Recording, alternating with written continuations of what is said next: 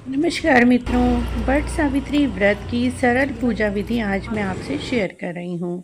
तो ये देखिए, हम वट वृक्ष के नीचे आ गए हैं और जो हमने एप्पन बनाया हुआ था आटे और पानी से, हल्दी से, उससे हमने वट सावित्री व्रत के लिए सावित्री जी और साथ में सत्यवान जी की छोटी छोटी सी आकृतियाँ बना ली हैं और 5 थापे हमने यहाँ पर एप्पन के वट वृक्ष को दे दिए हैं।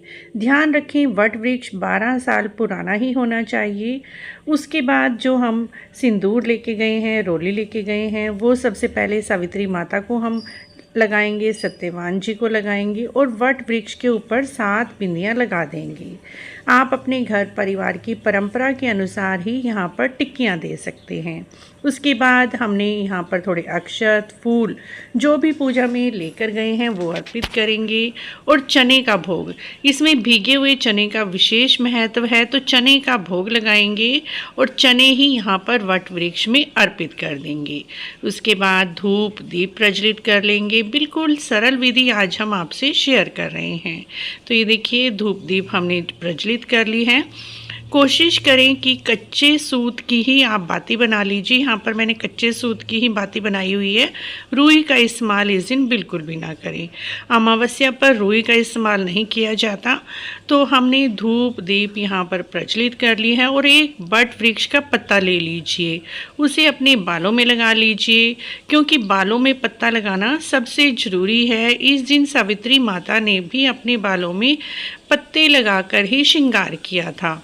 उसके बाद जल मैंने अर्पित कर दिया था। थोड़ी वीडियो स्किप हो गई थी तो मैं दोबारा से थोड़ा जल अर्पित करके दिखा देती हूँ, क्योंकि सबसे पहले आपको जल ही अर्पित करना है।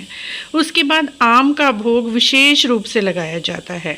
आम के बिना पूजा सफल नहीं होती, तो आम आप जरूर अर्पित करें और साथ ही सुहाग की 5 या 7 चीज़ें। तो यहाँ पर हमने सिंदूर, मेहंदी, काजल और चूड़ियाँ 4 चीज़ें ली हैं। आप अपनी इच्छा से जितनी चीज़ें चाहते हैं उतनी ले लीजिए। ये सब चीज़ें हमें दान करनी होती हैं अपने से बड़ों से। और उसके बाद एक पत्ता भी यहाँ पर गिरा हुआ था, वो मैंने उठाकर अपने बालों में लगा लिया है। ये पत्ता आपको पूरा दिन अपने सिर में लगा कर रखना है, बालों में लगा लीजिए या फिर आप अपने मंगलसूत्र से बांध लीजिए। तो देखिए, बीच में वीडियो थोड़ी कट गई थी तो मैं दोबारा से आपको जल अर्पित कर कर दिखा रही हूँ। जल आपने ज़रूर चढ़ाना है सबसे पहले, उसके बाद ही पूजा आपने शुरू करनी है। उसके बाद यहीं पर बैठकर आप हाथ में थोड़े से चने लेकर वट सावित्री व्रत की, सत्यवान सावित्री जी की कथा सुन लीजिए। कथा सुनना भी बहुत ज़रूरी है, बिना कथा सुने आपका व्रत पूर्ण नहीं होता। कथा का लिंक भी हमारे चैनल पर दिया हुआ है, आप वहां पर जाकर सुन सकते हैं। मैं डिस्क्रिप्शन में लिंक दे दूंगी, आप वहां पर जाकर सुन लीजिएगा। उसके बाद हाथ में लिए हुए चनों को आप निगल लीजिए या फिर वट वृक्ष में अर्पित कर दीजिए। जैसे भी आपके घर परिवार की परंपरा है उसके अनुसार कर लीजिए। आज सावित्री व्रत नहीं है, मैं डेमो वीडियो बना रही हूँ, तो इसीलिए जो भी मैंने चने लिए हुए थे वो मैंने वट वृक्ष के अंदर ही अर्पित कर दिए हैं। उसके बाद देखिए, हमने परिक्रमा करनी है। मोली का धागा ले लिया, ये बड़ा सा रोल लेना है ताकि हम 108 परिक्रमा कर सकें। चाहे तो आप 108 परिक्रमा कर लीजिए, 7 कर लीजिए, 9 कर लीजिए, 11 कर लीजिए, जैसे भी आप करना चाहते हैं। कम से कम 7 परिक्रमा आपने धागे को लपेटते हुए करनी है। धागा बीच में यदि आपका टूट जाता है तब भी आपको वहीं पर छोड़कर धागे को परिक्रमा अपनी जरूर पूरी करनी है, जितनी भी परिक्रमा का आपने संकल्प लिया हुआ है। परिक्रमा को बीच में नहीं छोड़ा जाता और ना ही धागे में गांठ लगानी है और ना ही धागे को तोड़कर वापस घर लेकर आना है। तो यहाँ पर देखिए, हमने 7 परिक्रमा कर ली है। आप भी कम से कम 7 परिक्रमा कीजिए या फिर अधिक से अधिक 108 परिक्रमा आपको वट वृक्ष की अवश्य ही करनी है।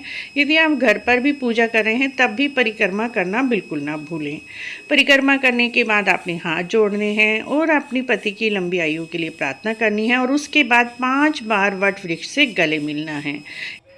अगर आप बांस का पंखा लेकर गए हैं तो आप वट वृक्ष को हवा कर दीजिए, नहीं तो अपनी चुन्नी के पल्ले से भी हवा कर दीजिए। और इस तरह से सरल पूजा करके आप घर आकर पति की पूजा कर सकते हैं। आशा है आपको वीडियो अच्छी लगी है। तो हमारे चैनल को जरूर सब्सक्राइब करें, लाइक करें, वीडियो को शेयर भी करें। कमेंट बॉक्स में जय सावित्री माता अवश्य लिखें।